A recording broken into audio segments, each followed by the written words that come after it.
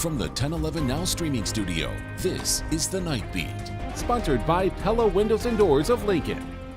Good evening, I'm Danielle Shenk with your headlines for Monday, August 25th.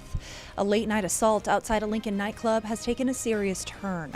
Two 19-year-old men now face upgraded charges after medical records revealed the victim's severe injuries. Police say Kyson Bellamy and Xavier Lynch attacked a 25-year-old outside Doss House near 17th and O on August 15th. Both turned themselves in and are now charged with first-degree assault. The victim suffered a skull fracture, concussion, and other injuries that required hospitalization. And a man accused of fatally beating a 5-year-old and injuring a 1-year-old has had his bond revoked. 31-year-old Timothy Irks Jr. faces 3 counts of child abuse and 1 count of false imprisonment. The case began in late June when a 5-year-old was found unresponsive at a Kansas City hospital. The boy's mother told police he had passed out from a bicycle accident and the heat. The 5-year-old later died. Irks was initially held on a $1 million bond. The boy's mother, 30-year-old Heather Peterson, was also arraigned today on 4 counts of child abuse, with bond set at $25,000. In a rare plea deal, a Lincoln man had his charges upgraded, but still pleaded no contest in a string of arsons that caused millions of dollars in damage. Court records say 36-year-old Corey Cramp set multiple fires, including a vacant home, a bike trail explosive, and a blaze at a Newmark golf course that destroyed a shed and caused $1.25 million in damage. Originally facing 2 arson charges, prosecutors added burglary and possession of a destructive device. He pleaded no contest to all 4 counts and will be sentenced September 22nd. As distractions on the road rise, even a small mistake can be deadly, no matter how many wheels you're on. This past weekend in Lincoln, 2 motorcycle crashes killed 61-year-old Jeffrey Baker and a 21-year-old man. One crash occurred near North 48th Street when a car turned into Baker's path, the other in Northeast Lincoln less than 24 hours later.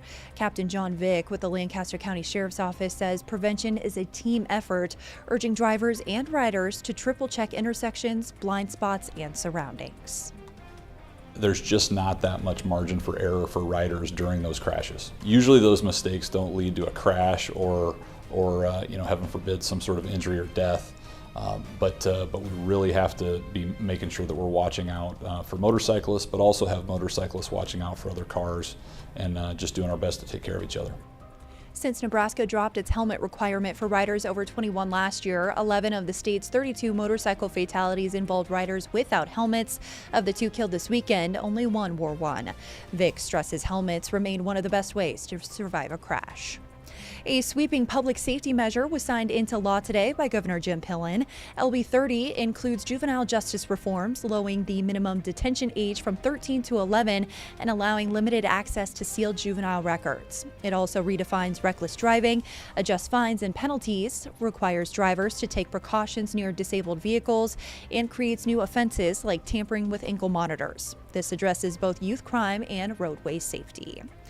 Frustrated by slow progress on property tax reform, a new group, Advocates for All Nebraskans, held a press conference at the Capitol today. They're petitioning for a constitutional amendment to cut home property valuations for tax purposes by 50% and a law to cap annual property tax increases at 3%. When we feel that our state senators aren't hearing us, when we feel that our state senators aren't representing us, like with property taxes, we have the ability through petitions to get on the ballot to make changes to our laws. He adds the goal is to gather enough petition signatures to get the measures on the ballot for the 2026 midterm elections.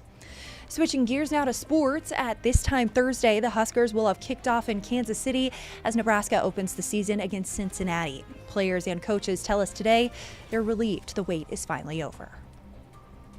We have a countdown and I remember when it said 50 days and now it says 3.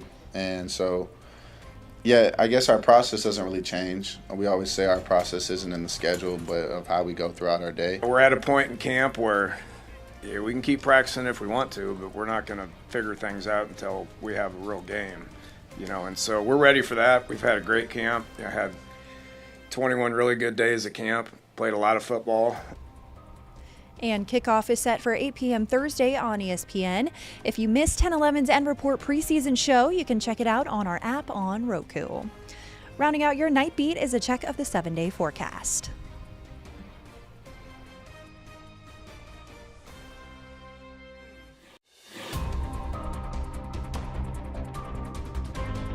You've been listening to The Night Beat. Sponsored by Pella Windows and Doors of Lincoln.